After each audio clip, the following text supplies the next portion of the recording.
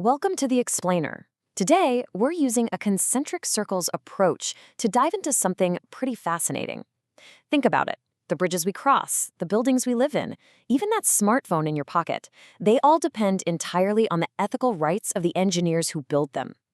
We usually just think of engineering as, math and concrete. But today, we're uncovering the invisible structural support of the whole profession, workplace rights, and global ethics. Let's get into it. Here's our roadmap. 1. The weight of professionalism. 2. Fundamental workplace rights. 3. The courage to whistleblow. 4. Engineering across borders. And finally, 5. Technology and global ethics. All right, Section 1, the weight of professionalism, why engineers are more than just employees. Engineering is a uniquely high-stakes profession, right? I mean, a single miscalculated decimal point or, say, a compromised material choice, that can directly impact human life. It can cause catastrophic infrastructure failure or completely devastate a local environment. Because the stakes are literally life and death, engineers can't just be yes men or your standard everyday employees. They absolutely require specific professional rights to protect, well, all of us. Now, these workplace protections, which are rooted in labor laws and strict ethical codes, are absolutely crucial. We're not talking about corporate perks here. It's not about getting a corner office or a sweet holiday bonus. These are practical, necessary tools. They're what allow engineers to actually do their jobs ethically and speak out against unsafe practices, completely free from coercion or discrimination. Moving right along to Section 2, Fundamental Workplace Rights, the tools to protect the public.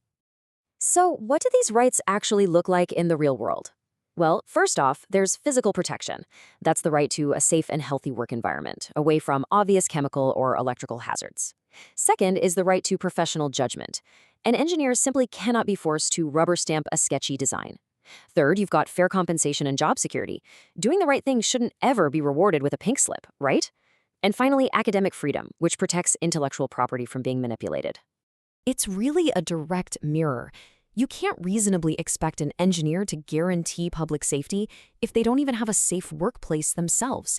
You just can't demand honest reporting without fair treatment, and you certainly can't demand technical excellence without professional freedom. Basically, the rights strictly enable the responsibilities. They go hand in hand. Which brings us to Section 3, the courage to whistleblow when silence is dangerous. Whistleblowing? It's the act of reporting unethical, illegal, or dangerous activities going on inside an organization. And listen, it's not just a right, it is a vital moral duty.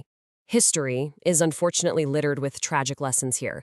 We're talking bridge collapses, industrial gas leaks, even the famous Intel Pentium floating point fault. These all show us the truly catastrophic cost of silence. When engineers stay quiet just to protect a company, disasters happen. Period. Now, when faced with an intense ethical dilemma like this, there's a very specific escalation order you're supposed to follow. You always start internally. You report up the chain of command to try and fix the issue in-house.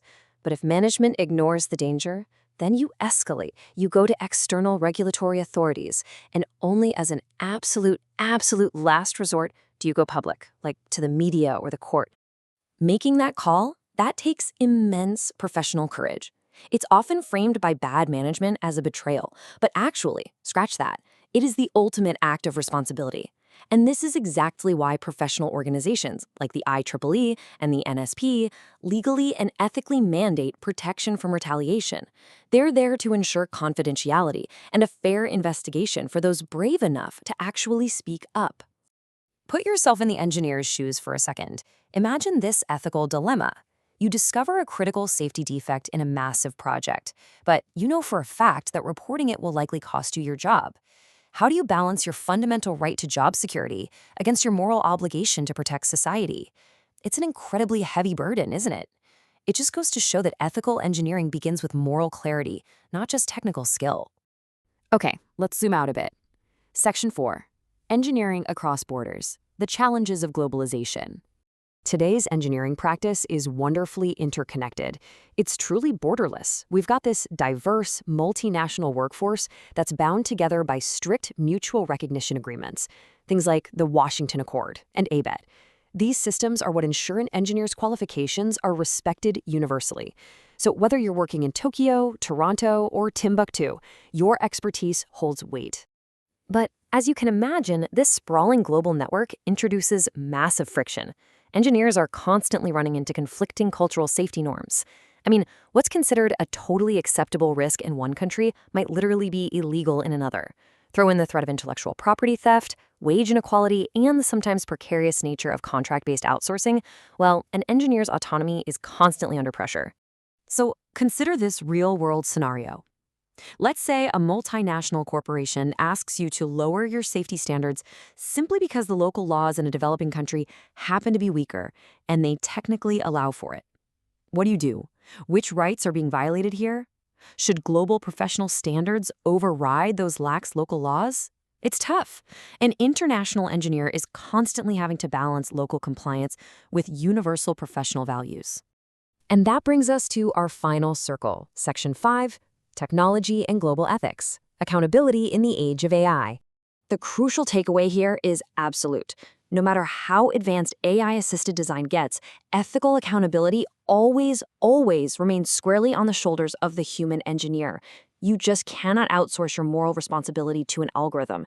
If an AI hallucinates a structural support calculation, yeah, it's the human engineer who is going to be held accountable. As we wrap up this explainer, I want you to remember that an engineer's professionalism has to transcend borders. A truly global engineer is really defined by the standards they absolutely refuse to compromise on. Operating in a globalized, AI-driven world actually increases their ethical responsibility to the public. It definitely doesn't reduce it. I'm going to leave you with this final provocative thought. When a manager's instructions directly conflict with public safety, which will you choose and why? Are you prepared to stand your ground and defend your professional judgment under immense pressure? Remember, silence in the face of danger can be just as deadly as a technical failure. Thanks so much for joining me for this explainer, and keep questioning the structures that support our world.